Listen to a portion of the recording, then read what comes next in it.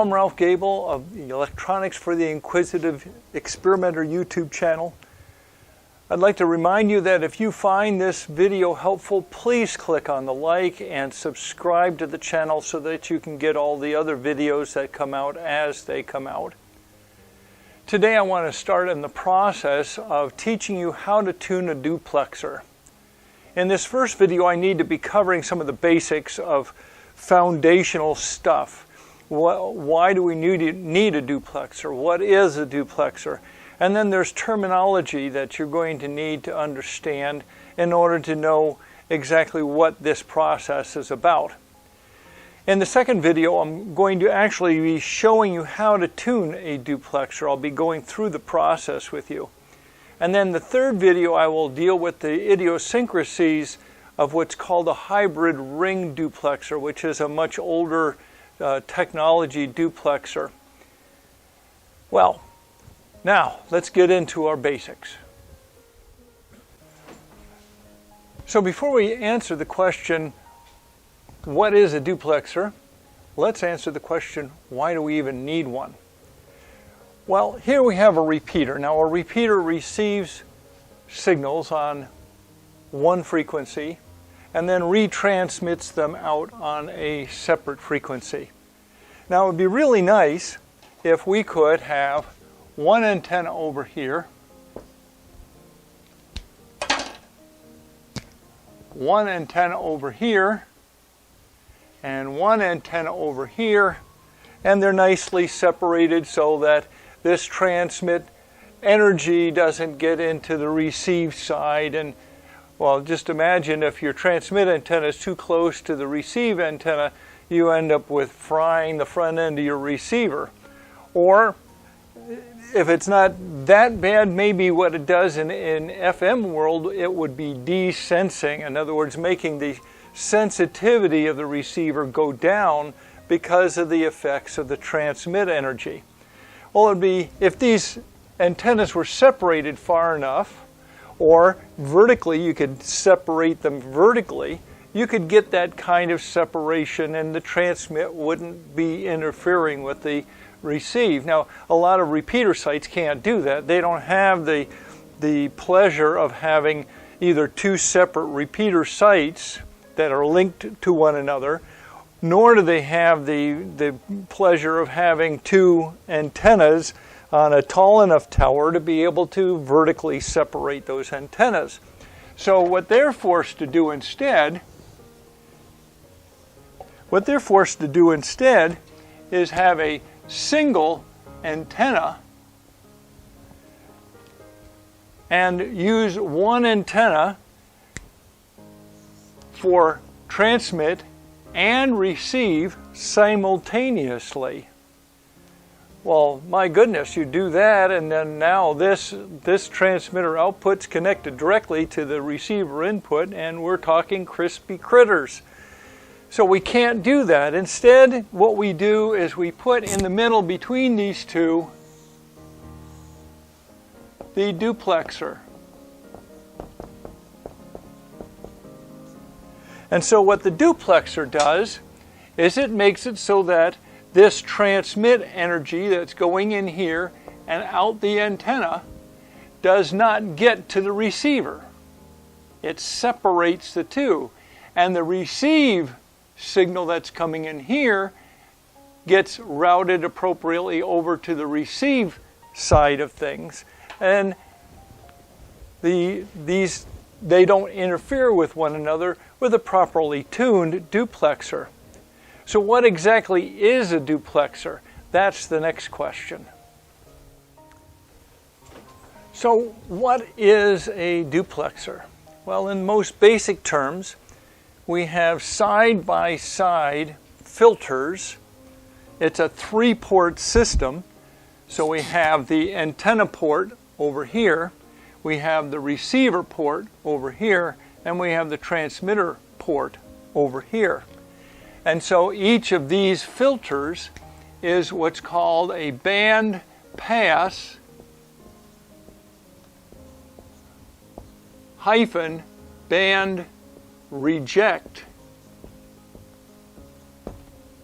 Boy, reject filter, otherwise known as a BPBR filter. BPBR filter, band pass band reject filter. So in the case of the receive side, this filter here wants to pass the receive frequency and reject the transmit frequency.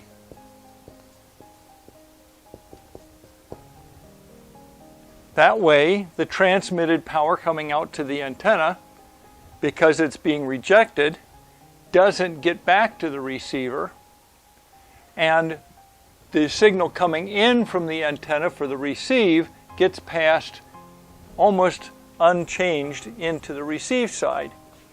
The transmit side, you can probably guess, we want to pass the transmit signal and we want to reject the receive. You say, well, wait a second, why are we interested in having to reject the receive frequency at this point? That is because, you know, the transmitter outputs are not necessarily purely wonderful single frequency things that we tend to think them of, or even single frequency plus their sidebands. There's the possibility of spurs and other noise paraphernalia spreading out from the transmitter output. So by rejecting the receive signal on the transmit side, that prevents the receive frequency components of this transmit signal from ever even getting to the antenna in the first place. Again, preventing transmit related signals from getting back into the receive side and doing unpleasant things. In general terms, when we're talking about reject, and again, this will depend on the specific duplexer you're talking about. You have to look at the data sheet for the duplexer because different duplexers have different capabilities. But generally speaking, this reject will be on the order of 80 to 100 dB. And on the receive side, the insertion loss, and I'll be talking about that in a little bit, insertion loss is generally right around 1.5 dB. But I'll be talking about that in a little bit when I get into terminology basics and all of this. So, with that, let's talk about the terminology basics that you need to know and understand in order to know what you're doing with tuning a duplexer.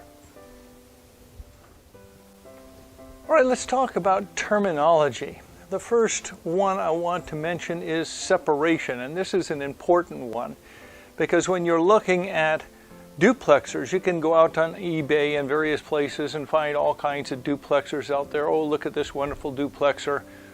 Look closely at the data sheets for the duplexers because duplexers intended for commercial use are designed around a much wider separation than duplexers that are designed to operate in the normal amateur radio bands.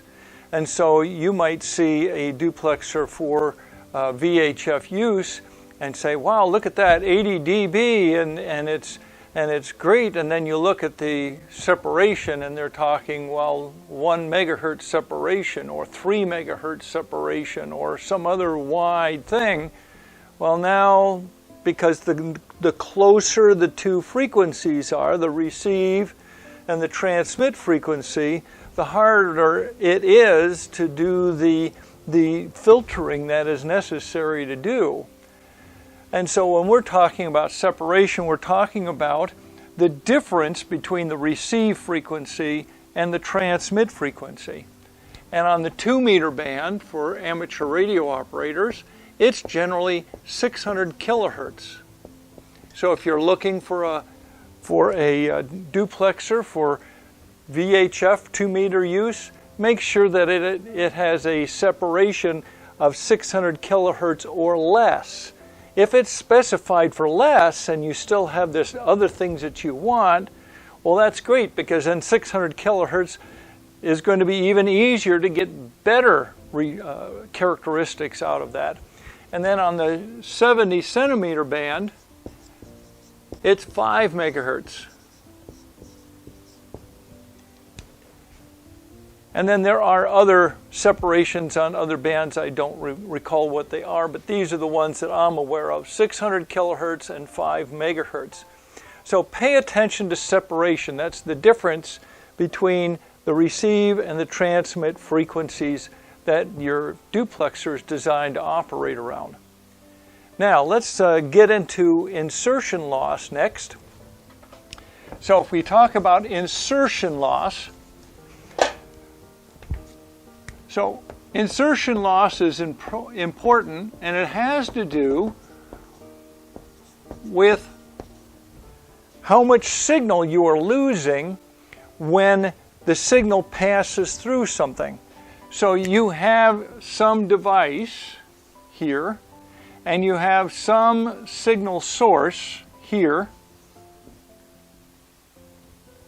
and you're measuring the signal over here with some kind of a meter or device.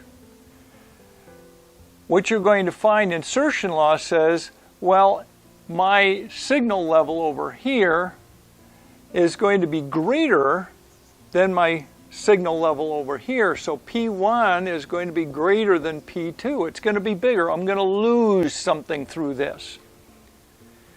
Now, there are equations that are associated with this, and I'm not going to go through them here. I'm going to include the equations in a sheet that you can download. You'll find the link in the comments portion. But this is rated in dB, and so it is, by definition, if it's in dB, that means it's logarithmic. So your insertion loss is going to be 10 times the log of P1 over P2, that kind of a thing here, or P2 over, at any rate. The equations will be on the sheet in the comments, but it is a logarithmic thing because it's reported in dB. And now here's the funky thing about loss, because this is the equation for gain, but loss is loss, and loss is the same thing as negative gain. So when you do the calculation for insertion loss, you end up with this negative number. Well, you strip off the negative, and there, now it's loss. So it's loss is negative gain. The next one is a host of mathematically related things. We have return loss, reflection coefficient, and SWR. These are all mathematically related to one another. And so when you tune a duplexer, you're tuning the duplexer for return loss. But that's mathematically related to the reflection coefficient and impedance and SWR. Now, just as a foundation, because at the very core of all of this mathematics is this reflection coefficient. And now, reflection coefficient is directly calculatable from the impedances associated with the system. And it is because all the impedances, when you're talking RF, these are complex entities. You have a real part, you have an imaginary part, and you have the magnitude and all of that kind of good stuff. And there's this ratio of impedances that calculates the reflection coefficient.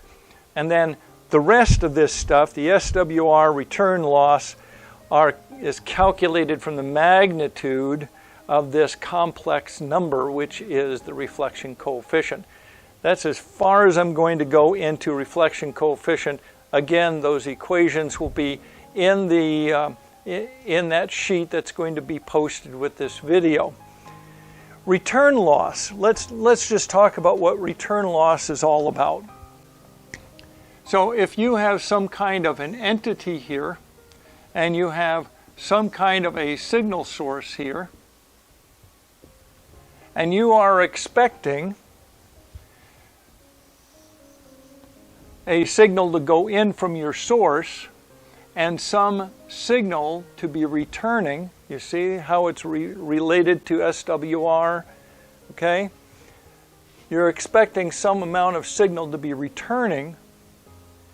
Then the difference between the signal you put in and the signal you get out is the return loss. Again, this is a scalar quantity. It's just a number, and it's reported.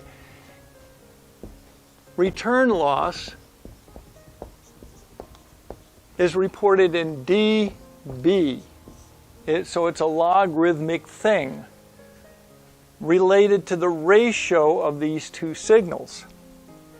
So if you have this entity here is such a terrible, awful, terrible entity that if you put 1 watt in and you get 1 watt out, the return loss is 0 dB, because you're getting exactly back the same thing you stuck out. So if you think of this as a perfectly awful load like an open transmission line or other such things, this is exactly what we're talking about here. If, on the other hand, you have a perfect load in here, and this device, you put 1 watt in and you get 0 watts out, then your return loss is going to be infinity dB, because the ratio goes to infinity. So you can see that if you have something here that you want to be perfectly matched to your source over here, the more perfect this has a match impedance-wise to what you're driving it with, then the greater the return loss. And you're actually, when you're tuning a duplexer, you're tuning for the highest return loss you can possibly get at the pass frequency. Now that's the trick here, because you're talking about at the pass frequency of that particular part of the duplexer, you're going for maximum return loss. Now normally you're going to be looking for somewhere around 35 dB or greater. Now I'm going to put this to you again. Notice that this says loss. What that means is that the calculation for return loss actually comes up with a negative number, because we're talking about gain. And so when you're actually doing the measurement with your measurement device, be it a vector network analyzer or your spectrum analyzer with a directional coupler, you're actually going to be looking for minus 35 dB to, well, goodness, if you can get minus 50 dB, you're doing great. But then when they say, well, what's the return loss? You strip these off and you say, my return loss is 35 dB. Okay, so it's kind of funky in that way. So that's return loss. And as you can probably imagine, that because return loss is talking about the amount of signal that's going in and the amount of signal that's coming out, this is mathematically calculatable to the standing wave ratio of this. So what's the difference between the two? Well, return loss is talking about power levels. I'm putting in so much power onto on the input. I'm getting so much power back from the device. SWR is more about voltages because it is a ratio of the maximum and minimum voltages on your transmission line. It's more of a transmission line-ish kind of a thing, but this is a ratio of voltages. This is reported just as a number. So a perfect SWR is 1:1. A perfect return loss is infinity dB. SWR is talking about voltages. Return loss is talking about power sent out versus power coming back. And again, I will have equations for these things all on that sheet that you can download and look at. So there's all the terminology that you're going to be interested in, and we'll get into tuning the duplexer in our next video. If this has been helpful to you, then please click on like and subscribe to the channel so that way you can get continued coverage as new videos come out on various topics. In the meanwhile, thank you so much for watching. Toodaloots.